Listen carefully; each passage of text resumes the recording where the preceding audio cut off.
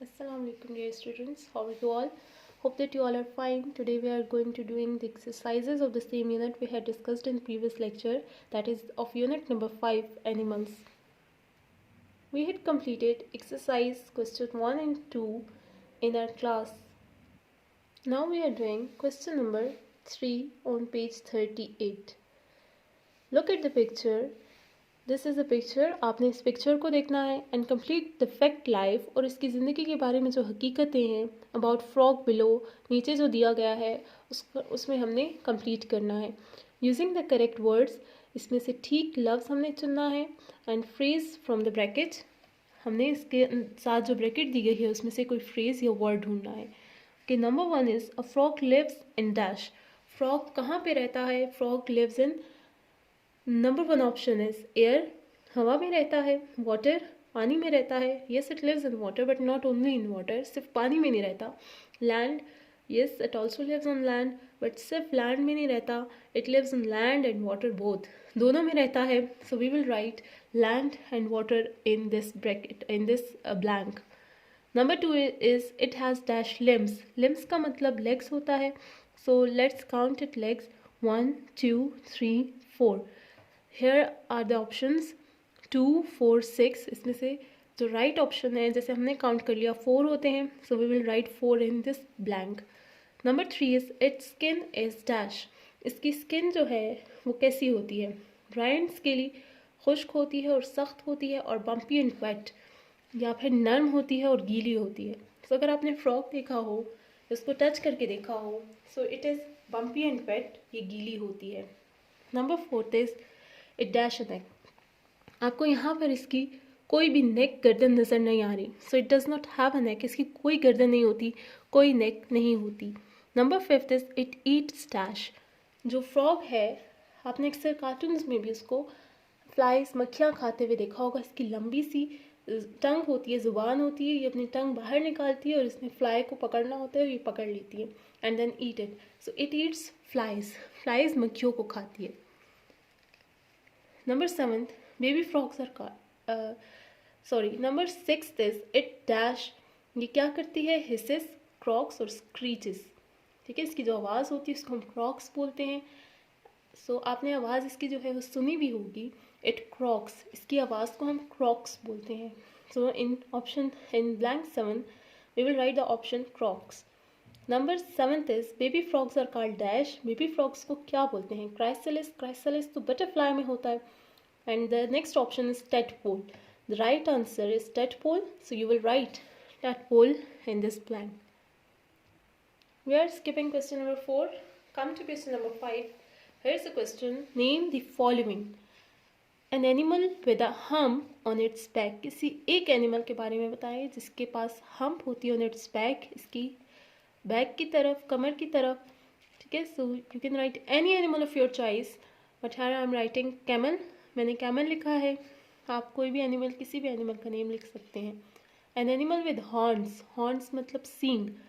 आप इसमें भी किसी एक एनिमल का नेम लिख सकते हैं. Cow, bull, rhino, any of your choice. N animal with clause. Clause मतलब पंजे. Birds, cats, you can write any name. N animal with tusk. Tusk बोलते हैं नुमाइशी दांत को, जो दिखाने के लिए होते हैं, खाने के लिए नहीं यूज़ होते. सो लाइक एलिफेंट, वॉलरस, इनके पास होता है. आप किसी एक नेम को जो है वो यहाँ पर लिख सकते हैं. एन एनिमल विद फर. फर बोलते हैं मुलायम खाल. बहुत सारे एनिमल्स के ऊपर फर होती है. Cats, dog, bear. तो you can write any name of your choice. आपकी मर्ज़ी है कि आप किसी भी एक एनिमल का नेम जो है वो लिख सकते हैं. Here we have question number 6. Look at the picture on page 33 and match the following. Here we have this picture on page 33. Now we are doing question number 6 according to the pictures given on page 33. Number 1 is trunk. Trunk कहते हैं सूंड को. सूंड जो है वो elephants में होती है. ठीक है, तो कि ग्रास्पिंग के लिए, ब्रीथिंग के लिए, या फिर आवाज़ प्रोड्यूसिंग साउंड के लिए यूज़ होती है. So you will join number 1 option to C.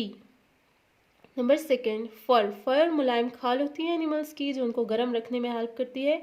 So here we are searching for the answer and the right answer is option number D, for keeping warm. Fin. Fin जो है वो fishes में होती हैं जो उनको स्विमिंग में या स्लाइडिंग में हेल्प करती है। स्लाइडिंग भी स्विमिंग को बोलते हैं, पानी में के अंदर जो है वो खुद को घसीटने को बोलते हैं। Sliding for sliding through the water easily, आसानी से पानी के अंदर जा सकते हैं with the help of their fin. Horns, horns सींग को बोलते हैं। सींग जो है वो फाइटिंग के लिए भी यूज़ होते हैं, प्रोटेक्शन के लिए भी, but here the only fighting is written, so we will join horns with A option, that is for fighting. Tail, tail दुम को बोलते हैं, that is used for balancing on branches. Branches के ऊपर जो है वो एनिमल को बैलेंस करने में हेल्प करती है, तवाज़ुन बरकरार रखती है एनिमल्स का, ताकि वो ब्रांचेस से गिर ना जाएं। Now we have question number 7 on page 39। What are the following parts used for. ये फॉलोइंग जो नीचे दिए गए हिस्से हैं ये किस लिए इस्तेमाल होते हैं, थिंक केयरफुली, इनके बारे में सोचना है। There may be more than one use for each. यहाँ पर जो है एक से ज़्यादा इस्तेमाल भी इनके हो सकते हैं। पहला फैक्ट बर्ड्स के बारे में है और दूसरा फिश के बारे में है।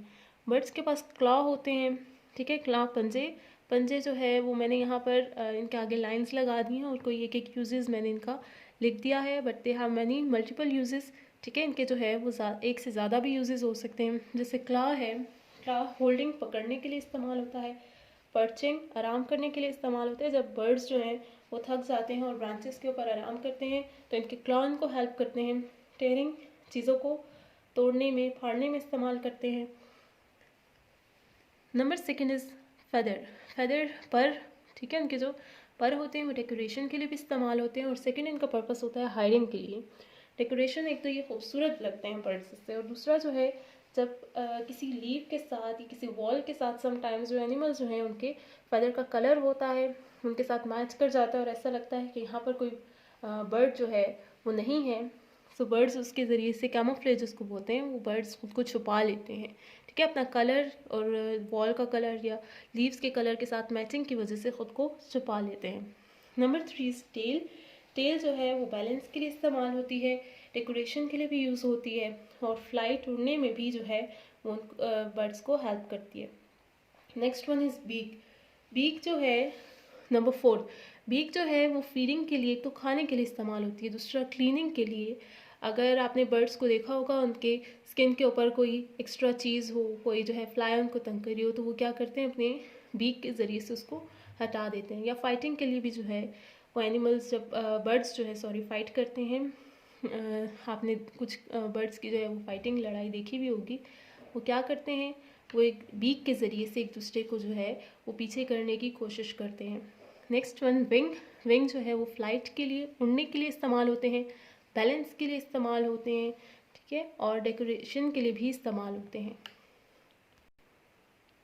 Another fact is about fish. Fish के बारे में लिखा हुआ है गिल। गिल्स जो हैं वो ब्रीथिंग का ऑर्गन है, सांस लेने के लिए इस्तेमाल होते हैं। जैसे हमने लंग्स के बारे में पढ़ा था, लंग्स से हम सांस लेते हैं। फिशेस के पास लंग्स नहीं होते बल्कि गिल्स होते हैं जिसके ज़रिए से फ़िश सांस ले सकते हैं।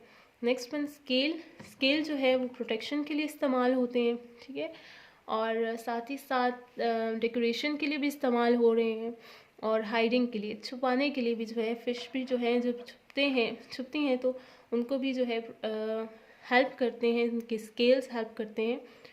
Next one is tail, number 3। Tail जो है वो स्विमिंग के लिए इस्तेमाल होते हैं, या स्टीयरिंग के लिए इस्तेमाल होते हैं, या फाइटिंग के लिए। अब फाइटिंग तो आपको पता है लड़ाई है। स्टीयरिंग क्या है, जो फिशेस होती हैं बहुत सारी फिशेस ग्रुप बनाकर एक जगह से दूसरी जगह जाती हैं पानी के अंदर और एक दूसरे को रास्ता बताती हैं। तो वो रास्ता बताना जो है उसको हम स्टीयरिंग बोलते हैं। ये अपनी टेल के ज़रिए से, अपने फिन्स के ज़रिए से जो है वो एक दूसरे को रास्ता बताती हैं। Number 4 fin. फिन का एक तो हमने पढ़ लिया, स्टीयरिंग के लिए इस्तेमाल होते हैं, एक दूसरे को जब रास्ता बता रहे होते हैं तो उसके लिए इस्तेमाल होते हैं, और साथ ही साथ स्विमिंग जो है वो फिन्स के ज़रिए से की जाती है। अभी हमने जो है वो मैथ्स कॉलम में भी पढ़ा। माउथ। माउथ जो है वो फीडिंग, खाने के लिए इस्तेमाल होता है, और फाइटिंग, लड़ाई के लिए भी जो है वो इस्तेमाल कर सकते हैं। Now here is question number 8। Draw feather. आपने यहाँ पर कोई भी पर बनाना है। If you can find one two look at. अगर आप जो है आपके पास कोई पर पड़ा हुआ है तो आप उसके ऊपर देखें, use it to help you draw your picture, और उसको देख देख कर जो है वो आप पिक्चर बना सकते हैं। तो आप किसी भी पर की पिक्चर जो है वो यहाँ पर आपको जो दिया हुआ है स्पेस, उस स्पेस के अंदर ही आप बना सकते हैं। Question number 9। Right the names of these animals in the correct columns of the table below. आपके पास ये 2 कॉलम्स जो हैं वो दिए हुए, टेबल दी हुई है, आपने इसमें से जो है वो करेक्ट में लिखना है। एक के ऊपर है वी लिव इन वाटर, वो एनिमल्स जो पानी के अंदर रहते हैं। We do not live in water, हम पानी के अंदर नहीं रहते, वो उन एनिमल्स के नाम जो पानी के अंदर नहीं रहते। आपको यहाँ पर नेम्स दिए हुए हैं। First you have to draw lines in these columns ताकि आपका काम जो है वो प्रॉपर आ सके। Number 1 is lizard, lizard we do not live in water, आप इसको जो है इसमें लिख देंगे। Rabbit, rabbit lives in water, पानी में रहता है, no, so we do not live in water. Next one gold fish, fish है, मछली है, सो obviously it lives in water, so we will write gold fish in this column, we live in water. Butterfly, butterfly जो है वो पानी के अंदर नहीं रहती, so we do not live in water. Tadpole, tadpole baby frog होती है, baby frog not lives in water, so we will write tadpole here. Next one eel, eel भी जो है एक मछली का नाम है, सो ऑब्वियसली फिश है, fish lives in water, so you will write here eel that in this column we live in water. Crab, केकड़े को बोलते हैं, क्रैब जो है वो वाटर के अंदर रहता है, so you will write crab in we live in water.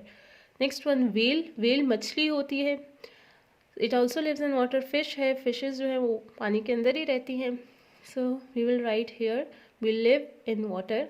Scorpion, scorpion बिच्छू को बोलते हैं, बिच्छू जो है वो लैंड पे होता है ज़मीन के अंदर, so you will write scorpion here. Crab जो है वो पानी के अंदर भी रहता है और पानी के बाहर भी होता है, सो यू कैन राइट, ये जो है आप दोनों में लिख सकते हैं क्रैब को, जैसे मैंने यहाँ पर जो है वो क्रैब को भी लिखा हुआ है दोनों उसमें। सी हॉर्स, सी हॉर्स है तो वो वाटर के अंदर ही होगा, ठीक है, समुद्री घोड़ा इसको बोलते हैं उर्दू में, so we will write we live in water. Next one is octopus, octopus भी जो है वो वाटर के अंदर होता है, वी लिव इन वाटर में आप लिख देंगे। लॉबस्टर, लॉबस्टर जो है वो भी फिश की तरह ही होता है, ठीक है, वो सी फूड है, सी एनिमल है, इसको हम झींगा बोलते हैं, और ये भी जो है वाटर के अंदर होता है, so we will write lobster in the column we live in water. Next one is rat, rat चूहा, चूहा जो है वो we do not live in water, पानी के अंदर नहीं रहते। ऑरेंगटन, ऑरेंगटन जो है उसको गॉरिला, बंदर होता है, बंदर जो है वो भी, ऑरेंगटन को आप लिखेंगे we do not live in water में। जैकल, गीदड़ को बोलते हैं, गीदड़ भी पानी के अंदर नहीं रहता, so you will write jackal here. Shark, shark मछली है जो कि वाटर के अंदर रहती है, so you will write shark in we live in water. Snake, snake जो है वो वाटर में भी रह सकता है और वाटर के बाहर भी रह सकता है, सो आप इसको दोनों में लिखेंगे we live in water, we do not live in water. Fly, fly मक्खी जो है वो रहती है without water, so we will write here fly we do not live in water. Another is nightingale, nightingale बुलबुल को बोलते हैं, बुलबुल जो है वो भी पानी के अंदर नहीं रहती, तो हम इसको लिखेंगे we do not live in water. Centipede जो है ये पानी के बाहर रहते हैं, पानी में नहीं रह सकते, ठीक है, बहुत सारे जो है इनके 100 पाँव होते हैं, ये ऐसे कीड़े होते हैं जिनके 100 पाँव होते हैं, ठीक है, 100 को बोलते हैं, 100 नहीं होते लेकिन उनको जो है वो सेंटीपीड बोला जाता है, ठीक है, तो अप्रोक्सीमेटली इनके 100 होते हैं, so centipede do not live in water, ये जो है वो इसीलिए हम इसको इस वाले ऑप्शन में लिख देंगे। After doing all the exercises, here is your homework exercise, that is question number 2 on page 41. Design your own aquarium and fill it with fishes and plants. आपने अपना यहाँ पर कोई एक्वेरियम बनाना है और उसको फिशेज और प्लांट्स के साथ जो है उसको फिल करना है, भरना है, जैसे आपको यहाँ पिक्चर में जो है वो मैंने बनाकर दिखाया हुआ है। And we had also completed question number 4 and 5 on page 43 in our previous class. So that was all about your exercises. Hope that you had done and completed all the exercises with me. Allah Hafiz.